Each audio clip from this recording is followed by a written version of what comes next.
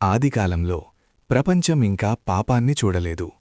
అక్కడ ఒక అద్భుతమైన తోట ఉంది. అది ఏదెన్ తోట.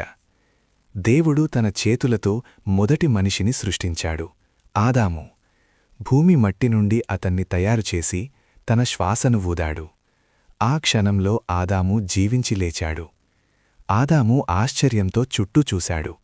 దేవుడు అన్నాడు, ఈ తోట అంతా నీదే, నీవు ఆనందంగా జీవించు.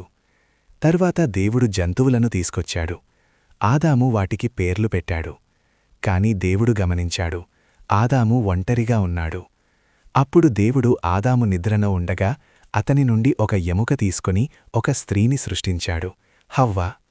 ఆదాము ఆనందంగా అన్నాడు, ఇది నా ఎముకలలోని ఎముక, నా మాంసంలోనిది. ఇద్దరూ తోటలో ఆనందంగా జీవించారు.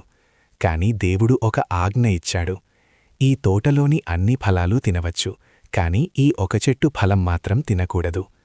ఒకరోజు ఒక సర్పం హవ్వ దగ్గరకు వచ్చింది. అది మాయగా అడిగింది, నిజంగా దేవుడు ఈ ఫలం తినకూడదని చెప్పాడా? హవ్వ చెప్పింది, తింటే మేము చనిపోతాము. సర్పం నవ్వింది, లేదు, మీరు దేవునిలా అవుతారు. ఆ మాటలు హవ్వ మనసులో సందేహాన్ని కలిగించాయి. ఆమె ఆ ఫలం తీసుకుని తింది. ఆ తర్వాత ఆదాముకి కూడా ఇచ్చింది. ఆ క్షణంలో వారి కళ్ళు తెరుచుకున్నాయి. వారు తమ తప్పును గ్రహించారు. భయం వారిని కప్పేసింది.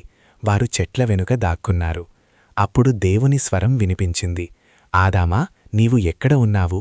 ఆదాము వణుకుతూ అన్నాడు, నేను భయపడ్డాను, అందుకే దాక్కున్నాను. దేవుడు అడిగాడు, నీవు ఆ ఫలం తిన్నావా? ఆదాము అన్నాడు, ఈ స్త్రీ నాకిచ్చింది. హవ్వ అన్నది, సర్పం నన్ను మోసం చేసింది. దేవుడు వారి అవిధేయతను చూశాడు. ఆ రోజు ఆదాము మరియు హవ్వ ఏదెన్ తోట నుండి బయటకు పంపబడ్డారు.